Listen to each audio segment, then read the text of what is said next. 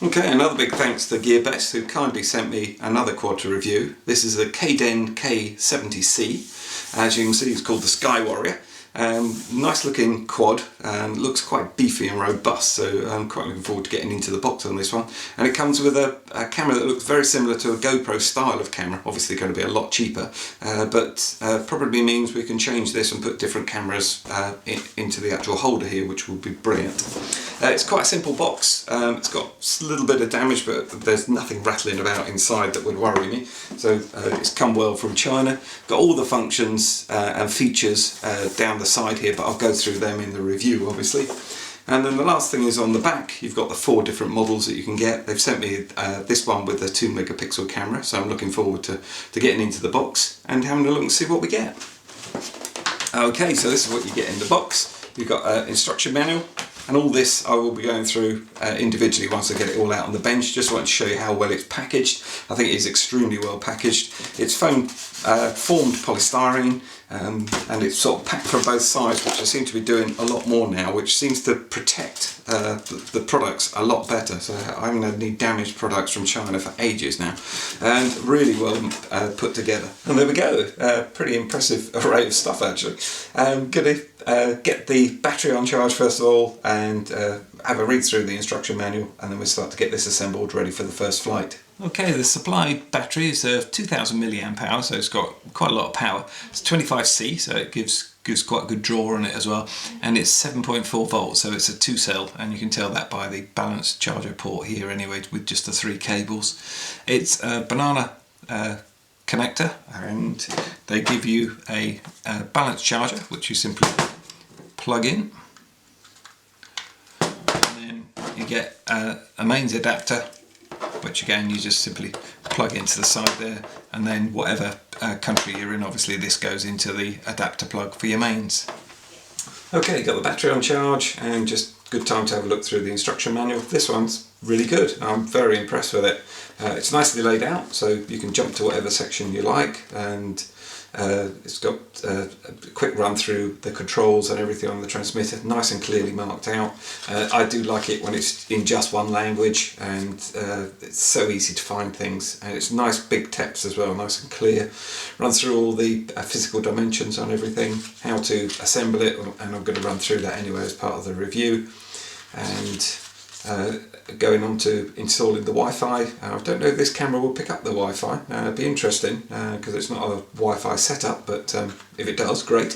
If not, if you bought the Wi-Fi one, obviously that runs through it. Using the 5.8 FPV display, and then into basic operations. I always think it's a bit strange. I always think this should be at the beginning, if you're a beginner, to learn everything about the quad, then I get it assembled, but I suppose it makes sense if, this way round. And basically runs through, and it's very well explained. For a beginner, this would be quite good. I'm not sure if this is a quad for a beginner, because I haven't got it up in the air yet, but we will see.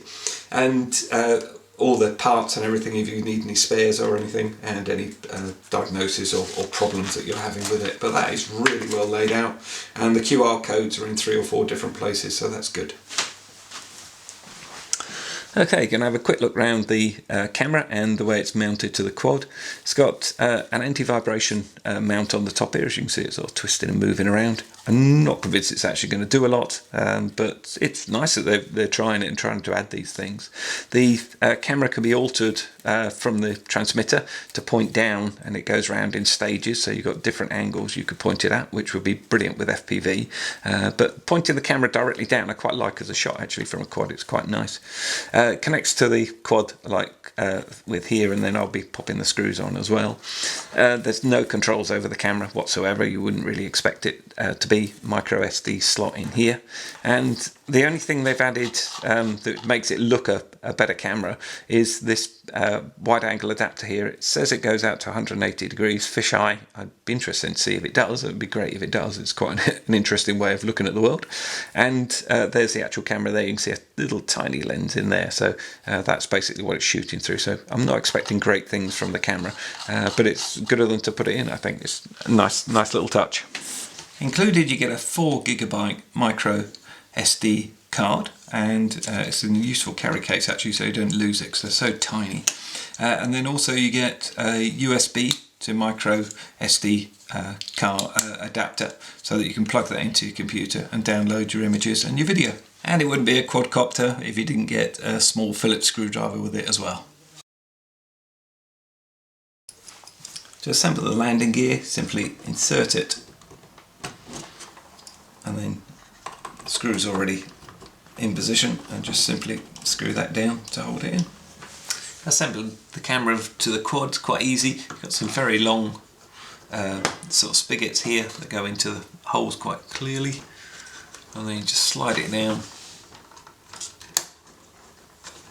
and then just that automatically lines up the connector, and then that sits in quite nicely there, and then you just use the short screws supplied and pop them in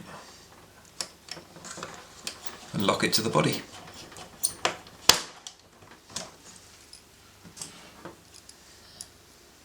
You get 2 complete sets of props, so you've got a spare set as well, which is good, so 8 props in total. They're clearly marked A and B, and they're handed obviously like all props are on quads, but if you're new to these sort of things, it shows a diagram in the instructions of where A and B goes. Basically, if you're in the cockpit on the quad, front left and rear right would be A, and front right and rear left would be a B prop. So it goes onto a hexagon here, and you just simply offer it up and get it slotted in. You can feel it's quite stiff, but get it pushed down, make sure it's fully home there. And there's a really small collar here that goes on. There's a different way of mounting them, not come across this, and you clearly can only put the a little pin that you get here, a little tiny pin that goes in and locks it in position. Only goes in one way, so just make sure you've got that round the right way, and it goes in as easy as anything then, like that, and just slots in really nicely.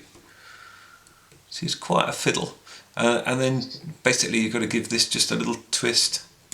There, hopefully the camera picked up. There's a little click. It goes in into a little raised ridge in there. Once it's gone past it, it's locked in, so then the prop can't come off, so it just sits nicely there. And then you've got a little cap that goes over the top, and obviously repeat that for the other 3. You get 4 prop guards with it, and they're quite easy to assemble. Just simply slide in, they actually slot in and stay in position. You want the long screws provided, and again you can just assemble it with the screwdriver provided. Actually, you can do everything virtually on this quad, I think, with this screwdriver, as you can with most quads. There's a screw you need to undo here to get into the battery bay on the quad. Once you've got that screw out of here, which I must admit is an absolute pain, it does not want to fall out, so I'm not sure I'll be putting mine back in. Actually, how tight that battery bay door is, I definitely won't be putting it back in, because that's not going to come out, so that's fine. So the screw's just a little bit over the top, I think. Then simply connect up your battery, and then feed the wires down and through. It fits in quite well actually, it's quite a good battery bay, to be honest. I think you can possibly even get a larger battery in there as well. I don't know, perhaps you could. We'll see how this one copes first of all. And then simply put the battery bay back on, and then just click it in. As you can see, that's not going to go anywhere. I do like quads with an on-off switch, so that you can leave the battery connected up, and then it's much easier to deal with rather than trying to get the battery prized apart if you get a little bit of a problem. The on-off switch here is up on the top, and simply press button down, you hear it beep, and then all the LEDs come on, which I'll show you in a minute. I know some of you like to have a look under the hood, so I'm going to take this housing off. It's got the ones from basically from RC cars, RC boats, is the little clips that you get, and either a little pair of pliers or just pull them out with the screwdriver, or you can get them out with your fingers if you're dexterous enough. I've never seemed to be able to get a very good grip on them. And then there's one just at the back as well.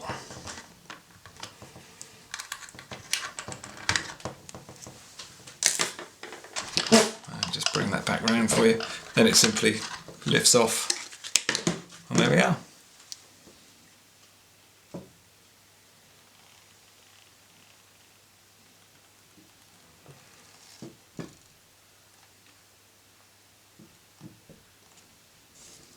And while I've got it off, I'll just simply make sure you remove the protective coating and make it look even better, and it'll fly faster, of course. There we go, that looks really slick now, and that just simply slots back on, clips onto the back one, and you just put your clips back in.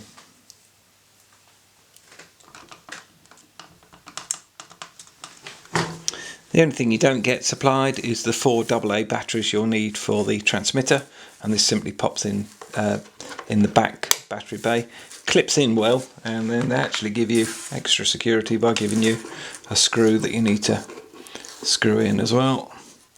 That means in no way the batteries are going to fall out when you're using the transmitter.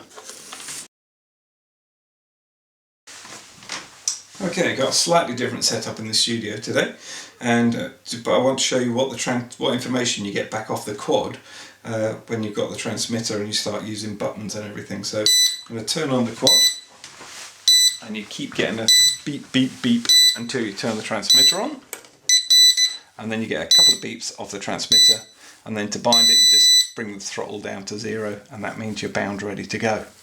So first things first, the actual transmitter feels quite good in your hand. I mean, it is a cheap budget produced quad, but it's actually really good. I think for what you get, it's quite amazing. And I'm going to run through all the functions on the transmitter as well. But it does feel good in the hand. It is all plastic, but then at this price break point, you're going to definitely have all plastic. So starting top left, to take a photograph, you simply press this button once and you get one flash off the LEDs, as you see. If I press and hold it for a couple of seconds, you get a double beep, and then the LEDs flash 3 times, and that means that the video is starting to run. And then if I hold it down another couple of seconds, you get 3 flashes, and that stops the video. This is our return to home key, so you press that, it's wherever you launched from, it will head back in that general direction, and then you could turn it off when it gets close and then bring it into land as per normal. With this transmitter, this isn't actually a trim button. What it does is actually alter the angle of the camera from facing fully forwards, so basically horizontal, and you can tilt it round in click stops until it comes to fully vertical, or basically just pointing down from the quad. You've got your usual trim buttons here as well. To turn the LEDs off, you simply press this button, and to turn them back on again, exactly the same again. If you want to go into headless mode, you simply press this one, and the LEDs keep flashing until you come out of headless mode and go back into normal flight mode, and you simply press that, and that's it, back in normal mode. To flip it, you press this button here, you get a constant beep until you flip it, and to flip it you use the right lever up forward for a forward flip, back for a backwards flip, right and left. And I've just killed that basically, just because of the props aren't running. I can't have them running at this angle anyway. There's a little roller thing here with left and right on it. This is actually sort of welded in position, so that's obviously for a different quad. It certainly doesn't work on this one. And to launch and land, you simply just hold the button in. I'm not going to touch it because it will start the props off, and I have no idea what that would do to the end of my bench. And they're the same when you come in to land. You just press that and you kill the props as well. You've got 3 different rates, and hopefully you might be able to pick up on the little LCD here. You've got it in low at the moment. If I press the rates adjuster, you get a beep beep, which means it goes up into middle rates, intermediate rates, and then if I press it again you get beep beep beep, which means it's in high rate, and that actually a little H appears here. And the actual graphics all around here, as you use any of the levers or the controls, it gives you the information here. I'm not too sure how useful that is. Certainly when you're flying you couldn't do it, but I suppose if you're new to quads and you want to see what the levers are doing, this does give it an indication of what's actually going on. So that showing rotation, so the quad's turning, and obviously you've got your roll, and then you've got your pitch forward as well. So all in all, quite impressed with the transmitter. And just one final thing with the transmitter is it comes as default, like most transmitters do, in mode 2 flight mode, which basically means your throttle's here, your yaw is here, your pitch, and then your roll. But you can actually change this one, and that's quite unusual on a toy grade transmitter, to mode 1. All you have to do is hold the roll button trim over to the right, turn it on, and then instead of binding with the left one, you bind with the right one. And now if you look at the, let me hold that the other way. If you look at the LCDs here, you can see that's the throttle. That then it still stays at the roll. This is actually pitch, and then this is your yaw. So it actually swaps what side the throttle's on. When you turn it back off, turn it back on again, it automatically defaults back into mode 2. That's why it beeps twice. In mode 1 it beeps once, and you just bring the throttle down again, and then you're bound, and like most people would fly. So there we go, so far what do I think? Well, I'm quite impressed with it actually. I mean, this at the moment is retailing at £66. It's about $80, $85. That seems pretty good value for me for the amount you get for a start. The construction's good. This tube seems to work, and we'll see. It's just a plastic tube, by the way. It's not carbon fibre, which you wouldn't expect. Like the fact it's got the on-off switch. The transmitter feels comfortable in the hand, and the buttons and everything are clearly marked, and really wouldn't take that long to get used to, even if you're a novice. The prop guards make it really, I mean it is a big beast anyway, but the prop guards make it look even bigger, and it's up to you whether you have them on or off. I mean, I've put them on for the review, but I'll probably do a flight with them, but then they'll probably come off. But if you're new to flying, definitely have your prop guards on. It saves an awful lot. LEDs are pretty impressive. As you can see, they run down the arms, and you've got red at the back, green at the front. They are pretty bright. Even under my studio lights they are viciously bright, so that's nice. I like that, and everything else seems okay. I should probably have a look how easy it is to change a motor, but I've got a feeling it would be quite easy. It sort of gives that impression that it's designed for that sort of thing. The camera mount, I shall try a different camera in there, another sports camera, and see how we get on with that as well, because I've got no illusions that this won't be particularly good. But then at that money, what could you really expect, I would say. But it does have this anti-vibration built in, and we'd be interested to see how that works. So next video will be the flight video, so I'll put a link down in the description to that.